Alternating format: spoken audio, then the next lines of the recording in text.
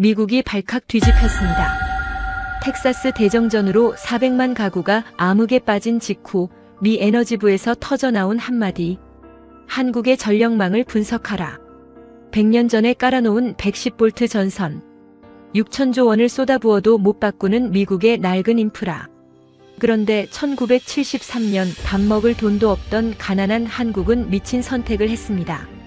전국의 모든 전압을 220V로 바꾸겠다. 미국도 포기했습니다.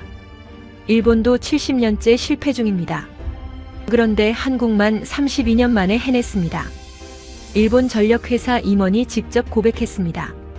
분합니다. 부럽습니다. 왜 한국만 성공했을까요?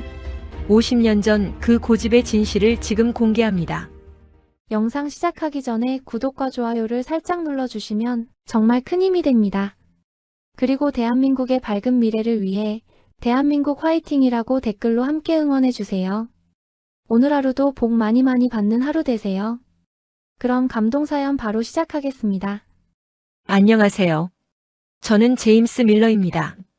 1973년 미국 국제개발처에서 한국으로 파견된 전력기술 고문이었습니다.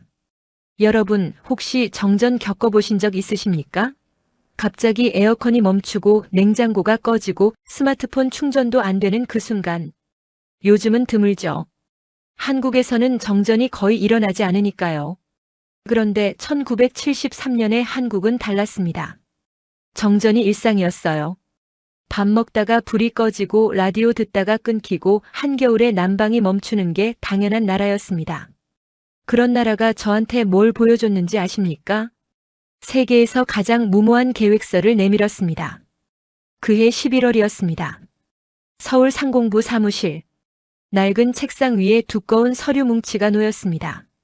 창밖으로는 연탄 연기가 뿌옇게 피어올랐고 천장의 백열전구는 힘겹게 깜빡거렸어요.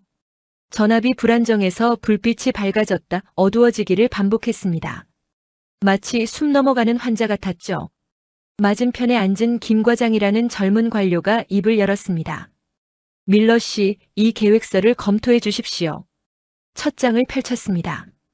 전국 전압 승합 사업. 110V를 220V로. 전국의 모든 가정, 모든 공장, 모든 전선을 바꾸겠다는 내용이었습니다. 저는 서류를 덮었습니다. 이건 계획서가 아닙니다. 김 과장이 눈을 깜빡였습니다. 국가적인 자살 유서입니다. 여러분, 전압을 바꾼다는 게 어떤 의미인지 아십니까? 변압기 하나 갈아 끼우는 수준이 아닙니다. 전국 방방곡곡에 묻힌 전선을 전부 파내야 합니다. 1800만 가구의 벽을 뜯어야 합니다. 콘센트를 바꾸고 두꺼비 집을 교체하고 이미 보급된 냉장고와 텔레비전까지 전부 손봐야 합니다. 예상 비용이 얼마였는지 아십니까? 10억 달러. 지금 가치로 환산하면 3조 4천억 원입니다. 그때 한국의 1인당 국민소득이 396달러였어요. 하루 벌어 하루 먹기도 빠듯한 나라였습니다. 거리에는 쌀이 없어서 보릿고개를 넘기는 사람들이 있었고 아이들은 굶주린 배를 움켜쥐고 학교에 갔습니다. 그런 나라가 10억 달러를 땅속에 묻겠다고요? 전선에다가? 저는 웃음이 나왔습니다. 김 과장, 미국도 못하는 일입니다. 일본도 포기했어요. 어떤 나라도 32년 동안 벽을 뜯으면서 버틸 수 없습니다. 김 과장은 고개를 숙였습니다. 하지만 물러서지 않았습니다. 그가 조용히 하지만 쇳소리 같은 목소리로 말했습니다. 밀러 씨, 우리는 가난해서 낭비할 전기가 없습니다. 부자 나라는 전기가 새어나가도 괜찮겠지만 우린 아닙니다. 지금 바꾸지 않으면 우리 아이들은 영원히 110V의 어둠 속에서 살아야 합니다. 저는 할 말을 잃었습니다. 하지만 속으로는 여전히 비웃고 있었어요. 이 프로젝트는 시작도 못하고 폐기될 거야. 한국은 분수를 모르는 거야. 미친 짓이야. 그렇게 생각했습니다. 그때의 저는 몰랐어요. 한국인들에게는 서양의 계산기에는 없는 변수가 하나 더 있다는 걸. 그건 도끼였습니다. 그리고 자식을 위해서라면 자기 살점도 떼어줄 수 있는 아버지들의 희생이었습니다. 1973년. 전 세계가 비웃었던 그 무모한 전쟁은 그렇게 시작되고 있었습니다. 그건 공사가 아니었습니다. 가난한 아버지들이 자식에게 바치는 가장 거대하고 무모한 사랑 고백이었습니다. 1974년 봄, 제 예언대로 서울은 아수라장이 되었습니다. 승합 사업이 본격적으로 시작되자마자 도시 전체가 거대한 공사판으로 변했습니다. 하지만 그건 여러분이 생각하는 그런 멋진 공사가 아니었어요. 빌딩을 짓거나 다리를 놓는 그런 게 아니었습니다. 그건 차라리 난장판에 가까웠습니다. 어느 날 오후 저는 시차를 위해 서울 마포구의 한 주택가를 찾았습니다. 골목 어귀에서부터 고함 소리가 들려왔어요. 이보시오. 멀쩡한 벽을 왜 뜯어? 당장 나가. 한 할머니가 빗자루를 들고 작업복 입은 사내를 내쫓고 있었습니다. 좁은 마당에는 뜯겨나온 콘크리트 조각과 흙먼지가 자욱했고 방금 전까지 안방에 깔려 있었을 장판이 마당 구석에 처박혀 있었습니다. 작업복을 입은 사내는 김반장이라는 사람이었습니다. 그는 빗자루로 등짝을 얻어맞으면서도 화를 내기는커녕 연신 허리를 숙였습니다. 어르신 죄송합니다. 조금만 참으세요. 이거 안 바꾸면 나중에 큰일 납니다. 큰일은 무슨? 어제까지 텔레비 잘만 나왔어. 왜 남의 집구석을 쑥대밭으로 만들어? 할머니의 분노는 정당했습니다. 생각해 보십시오. 어느 날 갑자기 정부 사람들이 들이닥쳐서 전압을 올려야 하니 집을 좀 부수겠습니다라고 합니다. 벽을 깨서 전선을 새로 깔고 멀쩡한 냉장고와 텔레비전의 부품을 교체해야 한다며 기계를 분해합니다. 당장 밥 해먹어야 하는데 전기는 끊기죠. 집안은 먼지 구덩이가 되죠. 누가 좋아하겠습니까? 미국이었다면요? 당장 소송이 걸렸을 겁니다. 총기 사고가 났을지도 모릅니다. 저는 먼지를 털어내며 김 반장에게 다가갔습니다. 그의 얼굴은 시멘트 가루와 땀이 뒤엉켜 엉망이었어요. 미스터 김, 이게 무슨 꼴입니까? 주민 동의도 없이 진행하는 겁니까? 김 반장이 씁쓸하게 웃으며 담배를 하나 꺼내 물었습니다. 손이 거칠게 떨리고 있었습니다. 동의요? 제임스 씨. 일일이 동의받으러 다녔으면 우리나라는 100년이 지나도 110볼트 못 벗어납니다. 그래서 강제로 하겠다는 겁니까? 강제가 아닙니다. 사정하는 겁니다. 김 반장은 담배 연기를 길게 내뱉으며 헐벗은 전신줄을 올려다봤습니다. 사람들은 당장 오늘 저녁 밥 짓는 게 급해요. 10년 뒤, 20년 뒤 전기가 어떻게 될지 설명해봐야 귀에 안 들어옵니다. 그분들 입장에선 우리가 생떼 쓰는 깡패죠. 욕먹는 게 당연합니다. 그는 담배를 비벼 끄고는 다시 장갑을 꼈습니다. 욕은 우리가 먹으면 그만입니다. 어쨌든 전선은 깔아야 하니까요. 그날 이후 저는 한국 전역에서 똑같은 장면을 수없이 목격했습니다. 작업팀들은 마치 죄인처럼 남의 집 대문을 두드렸습니다. 문전박대를 당하고 소금 세례를 받고 멱살을 잡히면서도 그들은 물러서지 않았습니다. 어떤 집에서는 갓난아기가 깼다며 젊은 엄마가 울음을 터뜨렸고 어떤 공장에서는 기계 멈추면 손해배상할 거냐며 사장이 몽둥이를 들고 나왔습니다. 이성적인 설득이요? 통하지 않았습니다. 그들은 몸으로 때웠습니다. 무릎을 꿇고 빌었고 밤새워 고장난 가전제품을 무료로 고쳐주며 마음을 얻었고 그래도 안 되면 욕을 먹으면서 벽을 깼습니다. 저는 이해할 수가 없었습니다. 미국의 엔지니어들은 합리성과 계약으로 움직입니다. 조건이 안 맞으면 철수합니다. 리스크가 크면 포기합니다. 그런데 이 한국의 기술자들은 도망치질 않았습니다. 월급을 많이 주는 것도 아니었어요. 알아주는 사람도 없었습니다. 오히려 세금 낭비한다, 국민 괴롭힌다는 비난만 쏟아졌습니다. 그런데도 다음 날이면 그들은 또다시 연장을 챙겨들고 골목길로 나섰습니다. 마치 전선을 잊지 못하면 죽는 병에 걸린 사람들처럼요. 저는 그때 처음으로 제 보고서의 결론이 틀릴 수도 있겠다는 불길한 예감을 느꼈습니다. 이들의 계산기에는 합리성을 뛰어넘는 무언가가 들어있었기 때문입니다. 1976년 8월. 그해 여름은 유난히 뜨거웠습니다.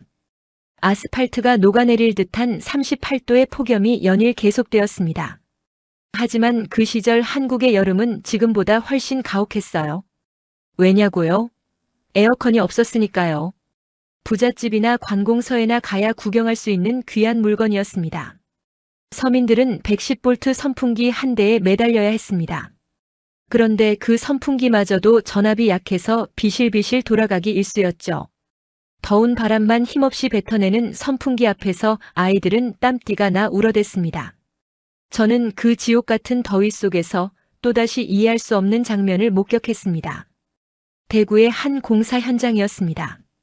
그늘에 가만히 서 있어도 숨이 턱턱 막히는 날씨였어요. 그런데 저기 높디 높은 전신주 꼭대기에 한 청년이 매미처럼 매달려 있었습니다. 안전장비라고는 낡은 허리띠 하나가 전부였어요. 달궈진 변압기를 껴안고 전선을 잇고 있었습니다. 작업복 등판은 이미 땀으로 젖어 소금기가 하얗게 배어나와 있었죠. 김 반장이 내려오라고 소리쳤지만 청년은 들은 채도 안 했습니다. 30분이면 끝난다며 고집을 부렸어요. 결국 사단이 났습니다. 작업을 마치고 내려오던 청년이 다리가 풀려 휘청한 겁니다. 다행히 안전띠에 매달려 추락은 면했지만 저는 심장이 덜컥 내려앉는 줄 알았습니다. 청년을 나무 그늘 아래 눕혔습니다. 새카맣게 그을린 얼굴, 굳은 살 박인 손, 그리고 떨어진 밑창을 노란 고무줄로 동여맨 작업화. 이름은 박영수. 고작 23살이었습니다. 저는 미지근한 콜라 한 병을 건네며 물었습니다. 왜 목숨을 거는 거냐고. 월급을 더 주는 것도 아닌데 왜 이 더위 속에서 죽으려고 작정했냐고. 미국의 노조였다면 당장 파업했을 환경이었으니까요. 박영수가 숨을 고르더니 씩 웃었습니다. 다음 달에 결혼한다고 했어요. 약혼녀 뱃속에 아이가 있다고요. 그는 흑투성이 작업복 주머니에서 꼬깃꼬깃한 사진 한 장을 꺼내 보여줬습니다. 촌스러운 한복을 입은 수줍은 여자의 사진이었어요. 색시가 더위를 많이 타는데 집에 있는 선풍기는 덜덜거리기만 한다고 했습니다. 만삭이라 잠도 못 자는 걸 보면 속이 터진다고요. 그러면서 이렇게 말했습니다. 제임스 씨, 나는 가난해서 평생 부채질만 하고 살았지만요. 내 자식은 태어날 내 새끼는 시원하게 살게 해주고 싶어요. 그는 빈 콜라병을 내려놓고 다시 그 뜨거운 전신주 위로 기어 올라갔습니다. 저는 그 뒷모습을 보며 아무 말도 할 수 없었습니다. 경제학 교과서에는 나오지 않는 단어였어요. 내리사랑. 미국의 엔지니어들은 효율을 계산하고 비용을 계산합니다. 하지만 이 한국의 청년은 자식의 미래를 계산하고 있었습니다. 자신은 38도 폭염 속에서 타들어가면서도 아직 태어나지도 않은 아이가 맞이할 시원한 바람을 상상하며 웃고 있었어요. 그건 노동이 아니었습니다. 가장들의 처절한 기도였습니다. 그해 여름 한국의 전력망은 그렇게 1m씩 늘어났습니다. 정부의 예산으로 깔린 게 아니었어요. 박영수 같은 수만 명 아버지들의 땀방울이 모여 강물처럼 흐른 결과였습니다. 저는 그때 알았습니다. 이 무모한 프로젝트는 절대 실패하지 않을 거라는 걸요. 아버지는 자식을 위해서라면 기적도 만들어내는 존재들이니까요. 시간이 흘렀습니다. 1970년대가 저물고 1980년대가 찾아왔습니다. 강산이 변한다는 10년이 지났지만 한국의 거리는 여전히 공사 중이었습니다. 저는 서울을 떠나 대전으로, 부산으로, 광주로 현장을 옮겨 다녔습니다. 가는 곳마다 똑같은 풍경이었어요. 벽을 뜯고 전선을 깔고 욕을 먹고 다시 뜯고. 지겹지도 않냐고요? 네, 지겨웠습니다. 하지만 더 놀라운 건 따로 있었습니다. 바로 이 나라의 정치였습니다. 여러분도 아시겠지만 한국의 현대사는 격동 그 자체였습니다.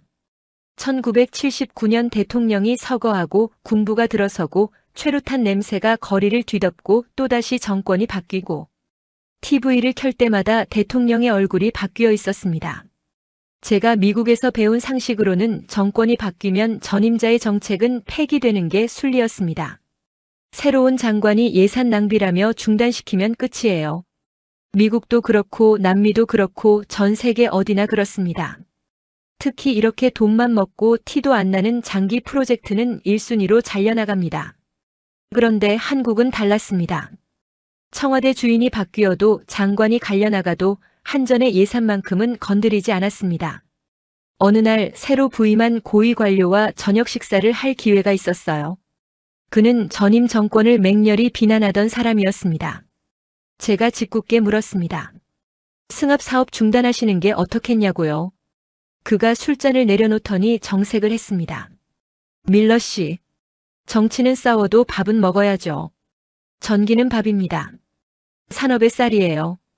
우리가 지금 지지고 볶고 싸워도 후손들 밥그릇까지 걷어찰 수는 없는 겁니다. 저는 그때 소름이 돋았습니다. 이 나라는 정치가 분열된 것처럼 보였지만 바닥에는 묵직한 합의가 깔려 있었어요. 가난은 대물림하지 말자는 전 국민적인 합의였습니다.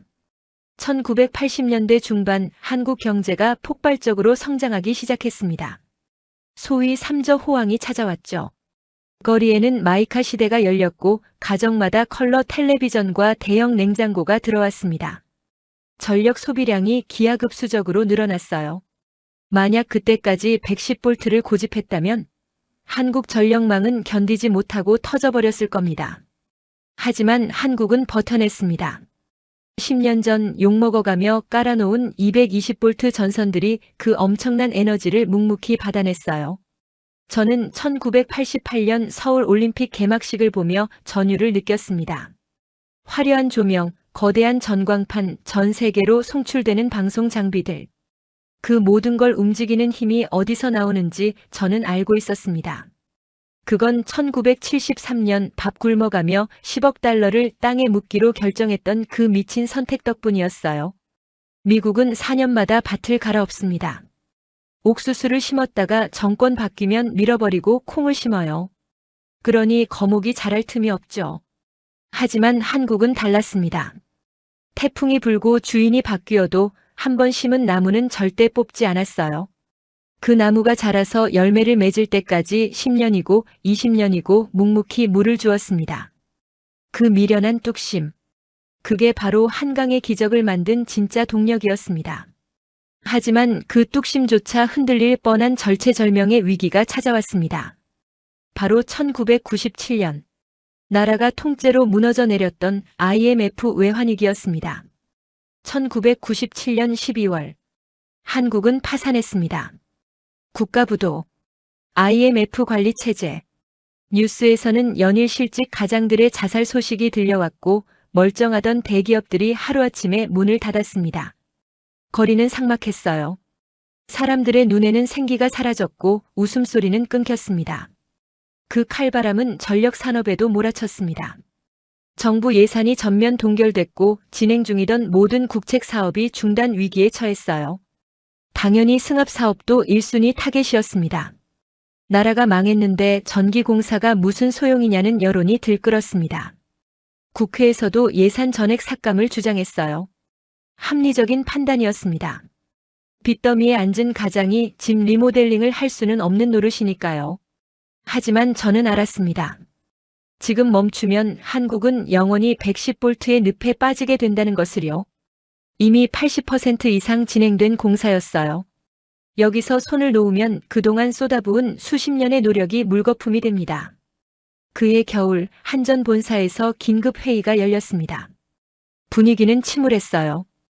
예산 담당자들은 돈이 없다는 말만 반복했습니다. 그때 백발이 성성한 노신사가 일어났습니다. 30년 전 38도 폭염 속 전봇대 위에서 내 자식은 에어컨 쓰고 살아야 한다고 말했던 그 청년 박영수였어요. 그는 이제 한전의 고위 간부가 되어 있었습니다. 그가 떨리는 목소리로 말했습니다.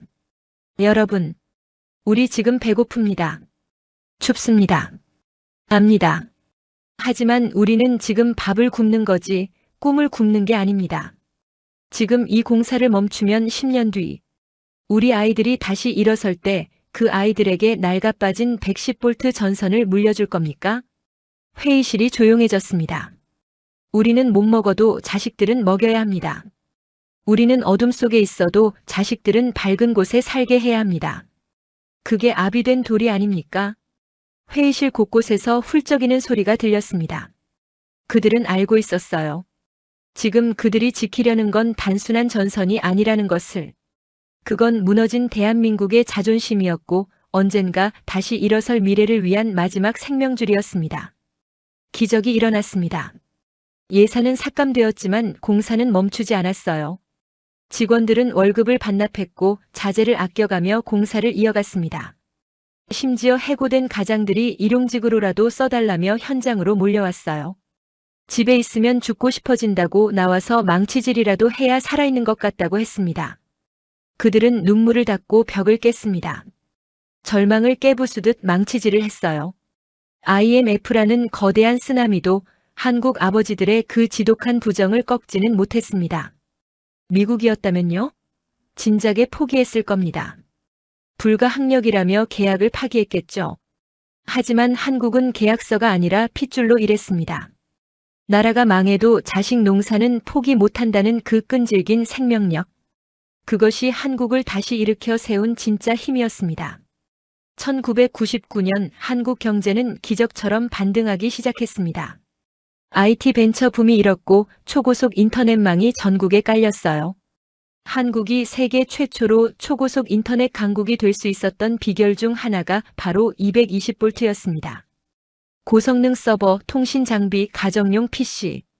이 모든 게 안정적인 고전압 전력을 필요로 합니다. 박영수 본부장의 말이 맞았습니다.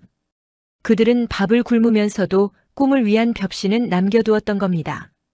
2005년 11월. 긴 겨울이 오기 직전의 늦가을이었습니다. 32년.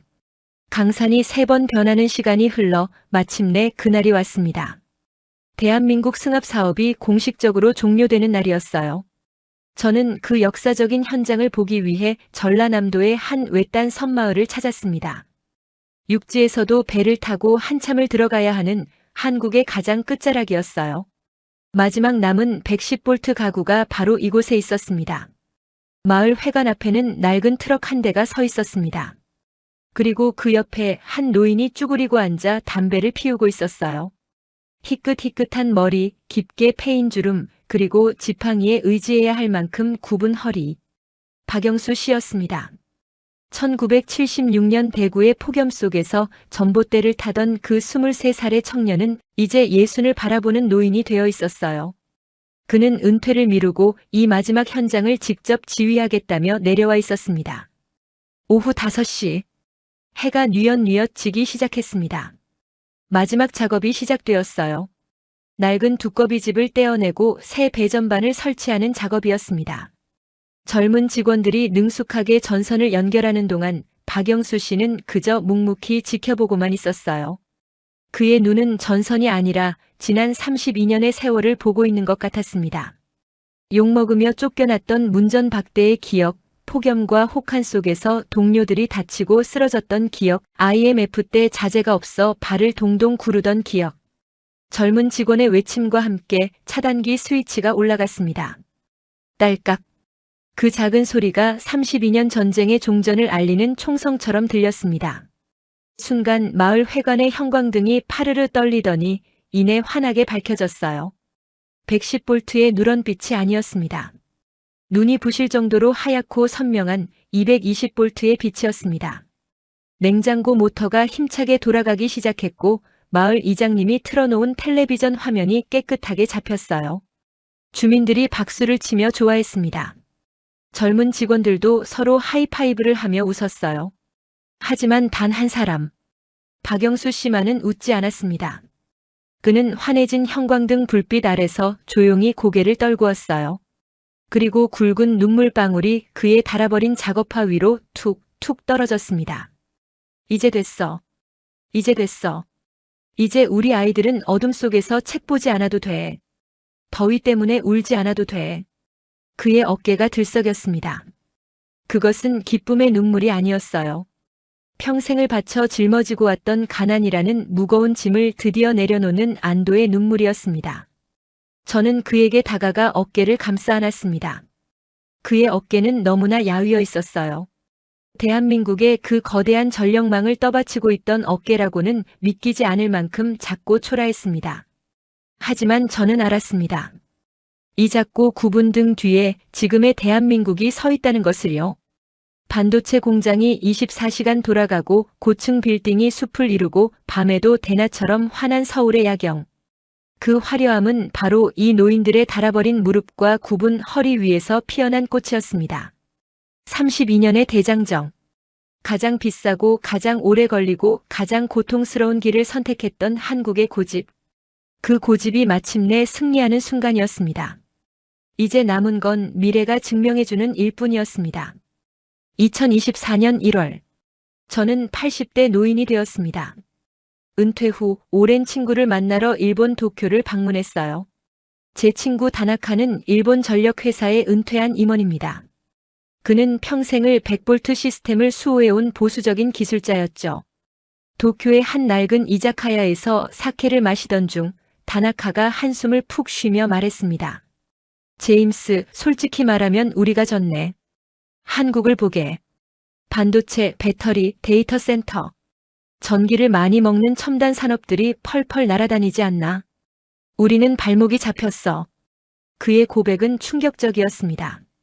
하지만 사실이었어요. 일본은 지금 갈라파고스가 되었습니다. 가정에 들어가 보면 압니다.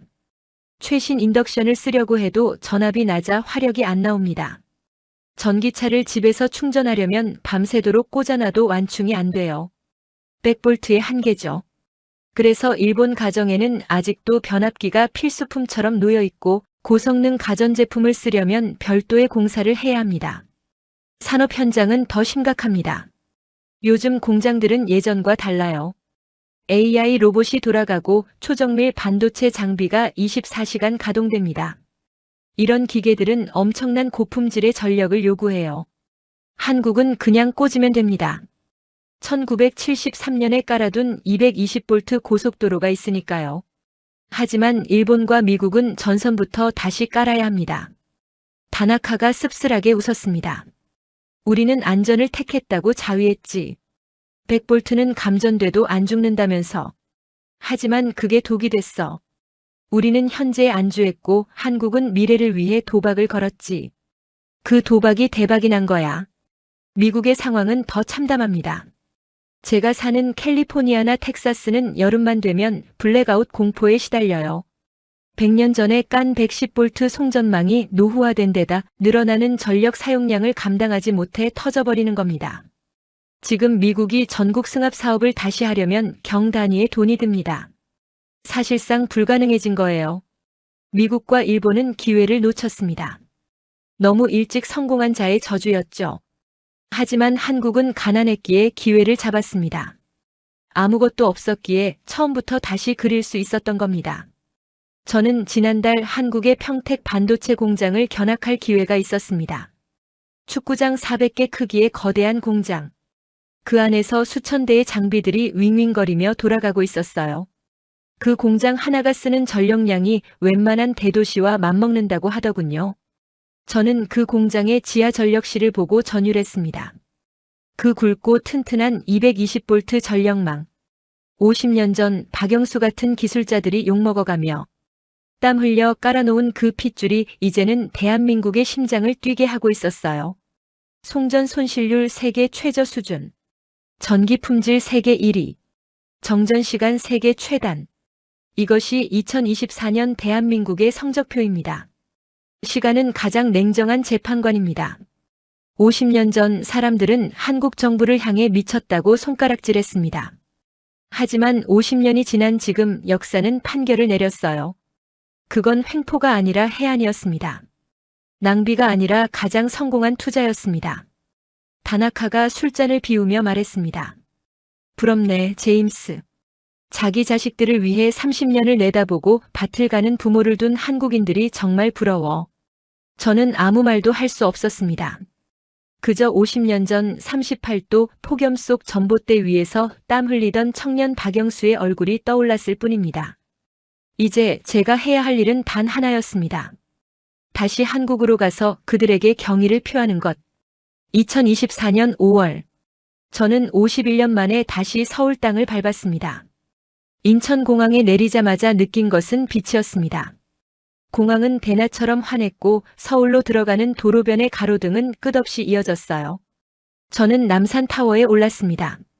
1973년 제가 처음 한국에 왔을 때 묵었던 호텔이 있던 곳입니다. 그때 이곳에서 내려다본 서울은 어둠 그 자체였습니다. 드문드문 켜진 호롱불 같은 백열전구들이 힘겹게 깜빡거릴 뿐 도시는 죽어있는 것 같았어요. 하지만 지금 제 눈앞에는 은하수가 흐르고 있습니다. 한강을 따라 뻗은 강변북로의 차량 불빛, 숲을 이룬 아파트 단지의 거실. 불빛, 그리고 밤을 잊은 채 돌아가는 빌딩 숲의 스카이라인.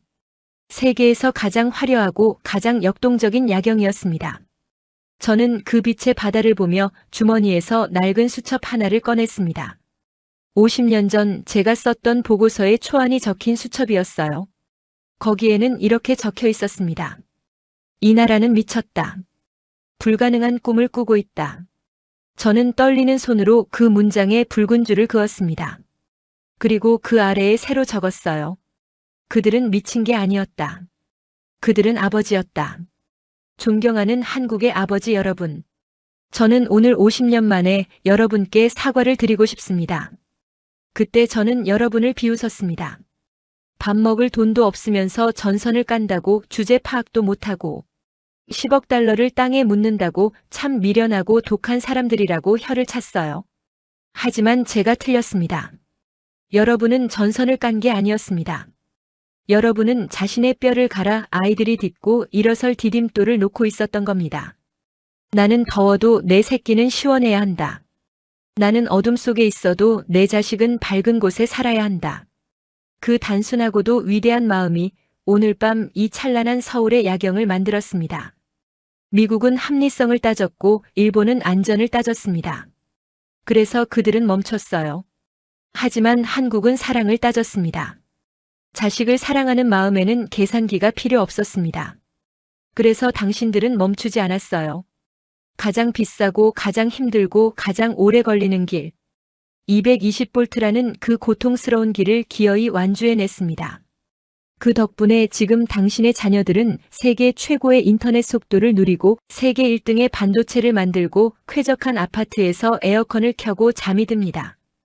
그들은 모를 수도 있습니다. 벽 속에 숨겨진 그 전선 하나하나에 아버지의 땀과 눈물과 때로는 피가 섞여 있다는 사실을요. 하지만 괜찮습니다. 아버지는 원래 그런 존재니까요. 자식이 알아주길 바라서 희생하는 게 아니니까요. 그저 자식이 나보다 잘 살면 그것으로 족한 게 아버지니까요. 바람이 찹니다. 하지만 저는 춥지 않습니다. 이 도시를 감싸고 있는 220볼트의 강력한 에너지. 그 뜨거운 열기가 제 가슴까지 전해져 오기 때문입니다. 그것은 전기가 아니라 50년 전 박영수 씨가, 김 반장이, 그리고 이름 모를 수많은 가장들이 뿜어냈던 뜨거운 체온입니다. 저는 이제 미국으로 돌아갑니다. 돌아가서 제 손자들에게 말해줄 겁니다. 동방의 작은 나라에 기적을 만든 사람들이 있었다고. 그들은 마법사가 아니라 망치와 펜치를 든 평범한 아버지들이었다고. 그리고 그들이 만든 세상은 그 어떤 선진국보다도 밝고 따뜻했다고 말입니다. 당신들의 무모했던 도전에, 그리고 그 위대한 희생에 미국의 늙은 기술자가 고개 숙여 경의를 표합니다. 당신들이 결국 이겼습니다. 여러분, 오늘 들려드린 이야기 어떻게 보셨나요?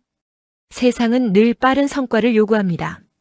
당장 눈에 보이는 결과, 당장 손에 잡히는 이익. 그게 아니면 미쳤다고 멍청하다고 손가락질하죠. 하지만 1973년에 한국은 달랐습니다. 밥 먹을 돈도 없으면서 32년짜리 공사를 시작했습니다. 욕을 먹으면서도 벽을 뜯었고 나라가 망해도 전선을 놓았습니다. 왜요? 내 자식은 나보다 더 밝은 곳에서 살아야 하니까요. 그 미련한 고집이 오늘의 대한민국을 만들었습니다. 세계 최고의 반도체 공장이 24시간 돌아가고 어느 집에서도 정전 걱정 없이 에어컨을 틀 수 있는 나라. 그 화려한 야경 뒤에는 50년 전 아버지들의 땀과 눈물이 숨어 있습니다. 혹시 여러분도 오늘 하루 알아주는 사람 없이 묵묵히 버티고 계신가요? 당장 결과가 안 보여서 지치고 힘드신가요? 괜찮습니다. 아버지는 원래 그런 존재니까요. 자식이 알아주길 바라서 희생하는 게 아니니까요. 오늘 이 이야기가 여러분의 지친 어깨를 조금이나마 토닥여주는 위로가 되었기를 바랍니다. 오늘 영상이 마음에 와닿으셨다면 구독과 좋아요로 그 온기를 함께 나눠주세요. 여러분의 아버지, 혹은 여러분 자신의 이야기가 있다면 댓글로 나눠주세요. 그 한 줄이 누군가에게는 다시 일어설 힘이 됩니다. 저희 감동은 여기는 언제나 당신의 곁에서 따뜻한 이야기를 전하겠습니다. 감사합니다.